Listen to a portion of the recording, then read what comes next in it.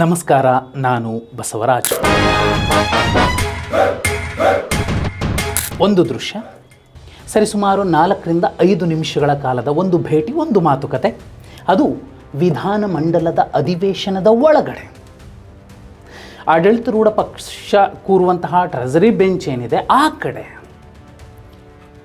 ಸಿದ್ದರಾಮಯ್ಯ ಅವರ ಜೊತೆಯಲ್ಲಿ ಬಿಜೆಪಿಯ ರಾಜ್ಯಾಧ್ಯಕ್ಷ BY ವಿಜಯೇಂದ್ರ ಅವರು ಕೂತು ಮಾತಾಡಿದ ಒಂದು ದೃಶ್ಯ. ಅಕ್ಷರಶಃ ಸಿದ್ದರಾಮಯ್ಯ ಅವರ ಹಿತಶತ್ರುಗಳು ಯಾರಿದ್ದಾರೆ ಕಾಂಗ್ರೆಸ್ನ ಒಳಗಡೆ, ಅವರನ್ನು ವಿಚಲಿತರನ್ನಾಗಿ ಮಾಡಿತ್ತು ಅಥವಾ ಶಾಕ್ಗೆ ಗುರಿ ಮಾಡಿತ್ತು. ಏನಾಗಿರಬಹುದು ಆ 4-5 ನಿಮಿಷಗಳ ಚರ್ಚೆಯಲ್ಲಿ? ನಿಮಗೆ ನೆನಪಿರಬೇಕು, ಅದೇ ಜಾಗದಲ್ಲಿ 2021ರಿಂದ 2023ರ ಮಧ್ಯೆ ಸಾಮಾನ್ಯ ಶಾಸಕರಾಗಿ BS ಯಡಿಯೂರಪ್ಪ ಅವರು ಕೂತಿದ್ರು. 2018-19ರ ಮಧ್ಯೆ ಕುಮಾರಸ್ವಾಮಿ ಅವರು 2ನೇ ಅವಧಿಗೆ ಮುಖ್ಯಮಂತ್ರಿ ಆದಂತಹ ಸಂದರ್ಭದಲ್ಲಿ ಅದೇ ಜಾಗದಲ್ಲಿ ಸಿದ್ದರಾಮಯ್ಯ ಅವರು ಸಾಮಾನ್ಯ ಶಾಸಕರಾಗಿ ಅವತ್ತಿನ ಮೈತ್ರಿ ಸರ್ಕಾರದ ಸಮನ್ವಯ ಸಮಿತಿ ಅಧ್ಯಕ್ಷರಾಗಿ ಕೂತಿದ್ರು. ಅವತ್ತು 2021 ಮತ್ತು 23ರ ಮಧ್ಯೆ ಯಡಿಯೂರಪ್ಪ ಅವರು ಕೂತಂತಹ ಜಾಗಕ್ಕೆ ಖುದ್ದು ಸಿದ್ದರಾಮಯ್ಯ ಅವರು ಹೋಗಿ ವಿಶ್ ಮಾಡಿ ಬಂದಂತಹ ದೃಶ್ಯಗಳು ಸಾಕಷ್ಟು ಚರ್ಚೆಯನ್ನು ಹುಟ್ಟು ಹಾಕಿದ್ವು. ಈಗ ಬಿಜೆಪಿಯ ರಾಜ್ಯಾಧ್ಯಕ್ಷ BY ವಿಜಯೇಂದ್ರ ಅವರು ಮಾಜಿ ಮುಖ್ಯಮಂತ್ರಿ ಸಿದ್ದರಾಮಯ್ಯ ಅವರು ಕೂತಂತಹ ಜಾಗಕ್ಕೆ ಹೋಗಿ ಅವರೊಂದಿಗೆ ಮಾತುಕತೆ ನಡೆಸಿ ಬಂದಂತಹ ಒಂದು ದೃಶ್ಯ ಏನಿದೆ. ಯಾಕಂದರೆ ಕಾಂಗ್ರೆಸ್ನ ಶಾಸಕರು ಯಾರೋ ಹೋಗಿ ಅವರನ್ನು ಗುಂಪು ಕಟ್ಟಿ ಮಾತಾಡಿಸೋದು ಇವತ್ತು ಕೂಡ ಆಗಿದೆ. ಸುಮಾರು 17-20 ಶಾಸಕರು ಹೋಗಿ ಸಿದ್ದರಾಮಯ್ಯ ಅವರನ್ನು ಮಾತಾಡಿಸಿ ಬರ್ತಾರೆ. ಆದರೆ BJP ರಾಜ್ಯಾಧ್ಯಕ್ಷ BY ವಿಜಯೇಂದ್ರ ಅವರು ಹೋಗಿ ಮಾತಾಡಿಸೋದಿದೆಯಲ್ಲ, ಇದು ಏನಿರಬಹುದು?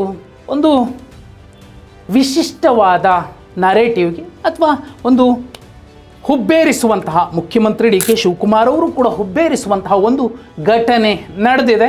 ಎಲ್ಲ ಒಂದು ಕಡೆ DK ಶಿವಕುಮಾರ್ ಅವರು ಈ ದೃಶ್ಯ ನೋಡಿದಾಗ ಶಾಕ್ಗೆ ಗುರಿಯಾಗಿರಬಹುದು. ಅಲ್ಲೇನು ಚರ್ಚೆ ಆಗುತ್ತೆ ಅನ್ನೋದು ಮುಖ್ಯ, ಜೊತೆಯಲ್ಲಿ ಅವರು ಭೇಟಿ ಮಾಡಿದ್ದು ಮುಖ್ಯ. ಸಾಧ್ಯತೆ ಏನಿರಬಹುದು? ಒಂದು ಉಭಯ ಕುಶಲೋಪರಿ ವಿಚಾರಿಸಿರಬಹುದು. ಅತ್ಯಂತ ಹಿರಿಯ ನಾಯಕರು ಸಿದ್ದರಾಮಯ್ಯ ಅವರು. ವಿಶೇಷ ಅಂದರೆ ಯಡಿಯೂರಪ್ಪ ಅವರ 77ನೇ ಹುಟ್ಟುಹಬ್ಬಕ್ಕೆ ಪಕ್ಷ ಭೇದ ಮರೆತು BJPಯ ಬಹುಪಾಲು ನಾಯಕರು, ರಾಜನಾಥ್ ಸಿಂಗ್ ಅವರಂತಹ ಹಿರಿಯ ನಾಯಕರು, ರಾಷ್ಟ್ರೀಯ ನಾಯಕರು ಇದ್ದಂತಹ ವೇದಿಕೆಯಲ್ಲಿ ಸಿದ್ದರಾಮಯ್ಯ ಅವರು ಹೋಗಿ ಯಡಿಯೂರಪ್ಪ ಅವರನ್ನು ಹಾಡಿ ಹೊಗಳ್ತಾರೆ. ಅವತ್ತು ಹೇಳ್ತಾರೆ, ರಾಜಕಾರಣ ಮುಖ್ಯ ಅಲ್ಲ, ಮನುಷ್ಯತ್ವ ಮುಖ್ಯ. ನಾವು ರಾಜಕಾರಣ ಏನೇ ಇರಬಹುದು, ಉತ್ತಮ ಸ್ನೇಹಿತರು ಅನ್ನೋ ಮಾತನ್ನು ಹೇಳಿ ಬಂದಿದ್ದರು. ಹಾಗೆ ನೋಡಿದ್ರೆ 2008ರಿಂದ ಇಲ್ಲಿಯ ತನಕ ರಾಜ್ಯ ರಾಜಕಾರಣದ ದಿಕ್ಕು ದೆಸೆಗಳನ್ನು ಬದಲಿಸಿದಂತಹ ಇಬ್ಬರು ಮಾಸ್ ಲೀಡರ್ ಸಿದ್ದರಾಮಯ್ಯ ಮತ್ತು BS ಯಡಿಯೂರಪ್ಪ. ಒಂದು ಹಿರಿಯರಾಗಿ ಸಿದ್ದರಾಮಯ್ಯ ಅವರು ಮಾರ್ಗದರ್ಶಕರಾಗಿ ಅಥವಾ ಒಂದಷ್ಟು ಏನೋ ಸಲಹೆ ಕೇಳಿರಬಹುದು, ಮಗದೊಂದು ಸಲಹೆ ಅಂತ ಹೇಳೋದಕ್ಕಿಂತಲೂ ಹೆಚ್ಚಾಗಿ ಅವರ ಆರೋಗ್ಯ ವಿಚಾರಿಸಬಹುದು ಅನ್ನೋದು ಸಾಮಾನ್ಯವಾಗಿ ಚರ್ಚಿಸಬಹುದಾದಂತಹ ಒಂದು ಸಾಧ್ಯತೆ. ಎರಡನೇದು, ನೀವು ವಿಜೇಂದ್ರ ಅವರನ್ನು ಸೂಕ್ಷ್ಮವಾಗಿ ಗಮನಿಸಿದ್ರೆ ಅವರು ರಾಜ್ಯಾಧ್ಯಕ್ಷ ಆದಾಗಿನಿಂದ ಅವರ ನಡೆ, ಅವರ ನುಡಿ. ಧರ್ಮಸ್ಥಳಕ್ಕೆ BJP ಟೀಮ್ ಹೋಗುತ್ತೆ. ಅವತ್ತು ಕೂಡ ಒಬ್ಬ ಯಂಗ್ ಮಾಸ್ ಲೀಡರ್ ಯಾವ ರೀತಿ ವರ್ತಿಸಬೇಕು ಅಂಥದ್ದೇ ಒಂದು ವರ್ತನೆಯ ಮೂಲಕ ಬಹುಪಾಲು ಕನ್ನಡಿಗರ ವಿಶ್ವಾಸ ಮತ್ತು ಪ್ರೀತಿಗೆ ವಿಜೇಂದ್ರ ಅವರು ಭಾಗಿಯಾಗಿದ್ದರು. ಧರ್ಮಸ್ಥಳಕ್ಕೆ ಹೋದರು, ಅವರು ಮಾತಾಡಿದ್ರು. ಅನಂತರದಲ್ಲಿ ಅಲ್ಲಿ ಒಂದು ಏನು ದೌರ್ಜನ್ಯಕ್ಕೊಳಗಾಗಿ ನಿರ್ದಯವಾಗಿ ಸಾವನ್ನಪ್ಪಿದಂತಹ, ಕೊಲೆಯಾದಂತಹ ಹೆಣ್ಣುಮಗಳು ಸೌಜನ್ಯ ಬಗ್ಗೆ ನ್ಯಾಯ ಸಿಗಬೇಕು ಅಂತ ಬಯಸ್ತಿರುವಂತಹ ಕೋಟ್ಯಾಂತರ ಕೂಗಿಗೆ ಧ್ವನಿಯಾಗಿ ಸೌಜನ್ಯ ಅವರ ಮನೆಗೂ ಕೂಡ ಹೋಗಿ ಬಂದಿದ್ದರು ವಿಜಯೇಂದ್ರ ಅವರು. ಅದೊಂದು ಸಣ್ಣ ಎಕ್ಸಾಂಪಲ್. ಈಗ ಸದನದ ಒಳಗಡೆ ವಿಜಯೇಂದ್ರ ಮತ್ತು ಸಿದ್ದರಾಮಯ್ಯ ಅವರ ಭೇಟಿ ಏನಿದೆ, ಇಡೀ ಸದನದ ಚಿತ್ತವನ್ನು ಆ ಕಡೆ ಸೆಳೆಯಬಹುದು. ಒಂದು. ಎರಡನೇದ್ದು, ಬಹುಪಾಲು ಚೆಸ್ ಪ್ಲೇಯರ್ಸ್ಗೆ, ಚೆಸ್ ಗೊತ್ತಿರುವಂಥವ್ರಿಗೆ ಪಾನ್ ಮೂವ್ ಮಾಡಿದಾಗ ಯಾವುದಾದ್ರೂ ಸಾಧ್ಯವಾದಷ್ಟು ಎದುರಾಳಿಯ ಪಾನ್ಗಳ ಮೇಲೆ ಒತ್ತಡ ಹಾಕುವ ಪ್ರಯತ್ನ ಮಾಡಬಹುದು. ಒಬ್ಬ ರಾಜಕಾರಣಿಯಾಗಿ DK ಶಿವಕುಮಾರ್ ಅವರು ಹೇಳಿದ್ರು, ನಾನು ಕ್ರಿಕೆಟರ್ ಅಲ್ಲ, ಕಬಡ್ಡಿ ಆಡಲ್ಲ, ಮತ್ತೊಂದಲ್ಲ, ನಾನು ಚೆಸ್ ಪ್ಲೇಯರ್ ಅಂತ. ಹಾಗೆ ನೋಡಿದ್ರೆ ವಿಜಯೇಂದ್ರ ಕೂಡ ಅದೇ ರೀತಿ ಚೆಸ್ ಪ್ಲೇಯರ್ ಅನ್ನೋದನ್ನು ಸಾಕಷ್ಟು ಸಲ ಹೇಳ್ಕೊಂಡಿದ್ದಾರೆ. ಇಲ್ಲಿ ಸಿದ್ದರಾಮಯ್ಯ ಅವರ ಜೊತೆಯಲ್ಲಿ ಮಾತಾಡಿದ್ದಿತ್ತಲ್ಲ, ಭೇಟಿ ಮಾಡಿದ್ದಿತ್ತಲ್ಲ, 4-5 ನಿಮಿಷ ಮಾತಾಡಿಸಿದ್ದಿತ್ತಲ್ಲ, ಇದು ಕೂಡ ಮುಖ್ಯಮಂತ್ರಿ ಡಿ ಕೆ ಶಿವಕುಮಾರ್ ಅವರನ್ನು ಒಂದಷ್ಟು ಮಾನಸಿಕವಾಗಿ ಏನಾಗ್ತಿದೆ ಅವರನ್ನು ಕುಗ್ಗಿಸುವಂತಹ ವಿಪಕ್ಷಗಳು ಮಾಡಬೇಕಾಗಿರುವಂತಹ ಪ್ರಯತ್ನದ ಒಂದು ಭಾಗ ಪ್ರಶ್ನೆ ಕೇಳೋದು ಅಥವಾ ಸರ್ಕಾರ ಮಾಡಿದ ಎಡವಿದ ತಪ್ಪುಗಳನ್ನು ಎತ್ತಿ ಹಿಡಿಯೋದು, ಇಕ್ಕಟ್ಟಿಗೆ ಸಿಲುಕಿಸೋದು. ಅದನ್ನು ವಿಪಕ್ಷ ನಾಯಕರು ಮಾಡ್ತಾರೆ. ಅಂದರೆ ಬುದ್ಧಿವಂತರು ಏನು ಮಾಡಬಹುದು, ಈ ಥರದ ರೀತಿಯಲ್ಲಿ ಮೊದಲು ಅವರನ್ನು ಘಾಸಿಗೊಳಿಸಿ ಆನಂತರದಲ್ಲಿ ಪ್ರಶ್ನೆಗಳನ್ನು ಕೇಳಬಹುದು. ಇದು ಎರಡನೇದಾದರೆ, ಮೂರನೇದು ನೋಡಿ, ಒಂದು ಸಿದ್ದರಾಮಯ್ಯ ಅವರು ಮಹಾಮೌನಕ್ಕೆ ಶರಣಾಗಿದ್ದಾರೆ. ಇವತ್ತು ಕೂಡ ಸಿಟ್ಟು ಸೆಡವುಗಳಲ್ಲೇ ಕೂತಿದ್ರು ಅವರ ಕುರ್ಚಿ ಮೇಲೆ. ಅಷ್ಟೇ ಅಲ್ಲ, ಯಾರೆಲ್ಲ ಮಾತಾಡ್ತಿದ್ದಾರೆ ಅವರ ಮಾತಿಗೆ ಧ್ವನಿಯಾಗಿದ್ದರೆ ವಿನಃ, ಕೇಳಿಸ್ಕೊತಿದ್ರೆ ವಿನಃ ಅವರು ಎದ್ದು ನಿಂತು ವಿಪಕ್ಷಗಳ ಪ್ರಶ್ನೆಗಳಿಗೆ ಪ್ರತ್ಯುತ್ತರ ಕೊಡುವಂತಹ ಪ್ರಯತ್ನ ಮಾಡಲಿಲ್ಲ, ಅಥವಾ ಅವರ ಹೆಸರು ಚರ್ಚೆ ಆಗಲಿಲ್ವಾ? ಸಾಕಷ್ಟು ಸಂದರ್ಭಗಳಲ್ಲಿ ಕೃಷ್ಣ ಬೈರೇಗೌಡರು ಸೇರಿದಂತೆ ಆರ್ ಅಶೋಕ್ ಅವರು ಸೇರಿದಂತೆ ಸಾಕಷ್ಟು ಜನ ಸಿದ್ದರಾಮಯ್ಯ ಅವರ ಹೆಸರನ್ನು ಎತ್ಕೊಂಡ್ರು. ಆದರೂ ಕೂಡ ಸಿದ್ದರಾಮಯ್ಯ ಅವರು ಮಾತಾಡಲಿಲ್ಲ.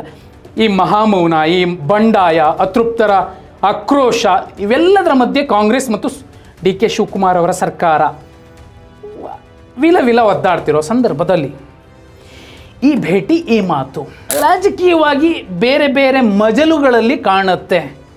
ಆದರೆ ಏನು ಮಾತಾಡಿರಬಹುದು ಅನ್ನುವಂಥದ್ದೇ ಇಲ್ಲಿ ಮುಖ್ಯ ಆಗುತ್ತೆ. ಇನ್ನೊಂದೇನೆಂದರೆ, ಒಂದು ನರೇಟಿವ್ ಸೆಟ್ ಆಗಬಹುದು. ನೋಡಿ, ಬೇರೆ ಪಕ್ಷ, ಎದುರಾಳಿ ಪಕ್ಷದ ನಾಯಕರಾಗಿ, ರಾಜ್ಯಾಧ್ಯಕ್ಷರಾಗಿ ಒಬ್ಬ ಹಿಂದುಳಿದ ಸಮಾಜದ ನಾಯಕನ ಅಥವಾ ಅಹಿಂದ ನಾಯಕನ ಆರೋಗ್ಯದ ಕಾಳಜಿ ಇಟ್ಕೊಂಡು ಮಾತಾಡಿದ್ದಾರೆ ವಿಜೇಂದ್ರ ಅವರು ಅಂತಲೋ, ಅಥವಾ ಅವರನ್ನು ಪ್ರೀತಿಸುವಂಥವ್ರು, ಸಿದ್ದರಾಮಯ್ಯ ಅವರನ್ನು ಪ್ರೀತಿಸುವಂಥವ್ರು ವಿಜೇಂದ್ರ ಅವರ ಬಗ್ಗೆ ಒಂದು ಸಾಫ್ಟ್ ಕಾರ್ನರ್ ತೋರಿಸುವಂತಹ ಪ್ರಯತ್ನ ಇಂತಹ ನಡೆಗಳ ಮೂಲಕ ಆಗತ್ತೆ. ಆದರೆ ಈ 4-5 ನಿಮಿಷಗಳ ಮಾತು, ಒಂದೋ ಅವರು ಶಾಸಕರಾಗಿ ಈ ಸರ್ಕಾರದ ಮೂಲಕ ಏನಾದರೂ ಪಡೆದುಕೊಳ್ಳುವ ಸಾಮಾನ್ಯ ಶಾಸಕರಿಗೆ ಅನುದಾನ ಇರಬಹುದು, ಮತ್ತೊಂದಿರ್ಬೋದು, ಒಂದು ಸಣ್ಣ ಪುಟ್ಟ ಕೆಲಸಗಳಾಗೋದಿರುತ್ತೆ ಅಂಥದ್ದು. ಅದು ಯಾವುದೇ ಪಕ್ಷ ಇರಲಿ, ಬಿ ಜೆ ಪಿ ಇದ್ದಾಗ ಕಾಂಗ್ರೆಸ್, ಕಾಂಗ್ರೆಸ್ ಇದ್ದಾಗ ಬಿ ಜೆ ಪಿ, ಆ ಸಹಕಾರ ಇಲ್ಲದೇನೆ ಯಾವುದೂ ನಡೆಯೋದಿಲ್ಲ. ಆದರೆ ಬೇರೆ ರಾಜ್ಯಗಳಲ್ಲಿನ ವಿಧಾನಸಭೆಗಳಿಗೆ ಹೋಲಿಕೆ ಮಾಡಿದ್ರೆ ಆಂಧ್ರದಲ್ಲಿ ಕಚ್ಚಾಡ್ತಾರೆ, ನಾಯಿಗಳ ಥರ ಕಚ್ಚಾಡ್ತಾರೆ. ಜನ ಅದನ್ನು ನೋಡಿ ಕ್ಯಾಕರ್ ಸುಗಿತಾರೆ. ತಮಿಳುನಾಡಲ್ಲೂ ಕೂಡ ಇದಕ್ಕೆ ವಿರುದ್ಧವಾದ ಇನ್ನೂ ದೊಡ್ಡದೇನಿಲ್ಲ, ಆದರೆ ಮಾದರಿ ಎನಿಸುವಂಥದ್ದು ರಾಜ್ಯ ವಿಧಾನಸಭೆ.